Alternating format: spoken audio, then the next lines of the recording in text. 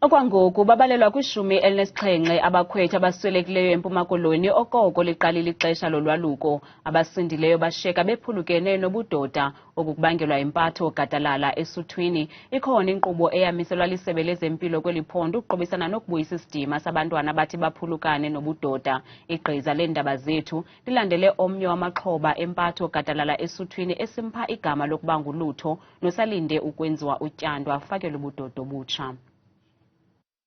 Rhoqo ngexesha lolwaluko bakhona abantwana abaphulukana nobudoda babo kwiilali ezithile apha eMpuma Koloni ngenxa yempatho-gadalala emabhomeni ze babalekele kwamanye amaphondo. Sidibana nomnye wabo bantwana asichubele ukuba yena waphulukana njani nobudoda bakhe. Sasishiywe nomfana oyinxilile, so ndafostele kukho yena then ndaphuma nagoduka. So the following day bamba bayongithatha ekhaya then ndaphinda buyela ke ngoku. Bathi babendijeka ngoku beva omnye sithi hayi ingathi ndifamnyama ubudoda. So emveni koko ndaye ndawothuka esibhedlele. I think esibhedlele ndothuka after 2 or 3 days. Bethi ugqirha mandisele amanzi kakhulu, so ngokuyini mandisele amanzi kwatabayo iyazisukela.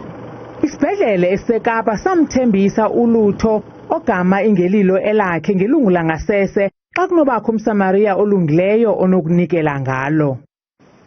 Ndafaka waiting list ke ndalinda ezibana ngoku bendisalinde nakhona. Okwangoku uphila ngombhobho ofakelwayo owenza ukuba akwazi ukuchitha umchamo.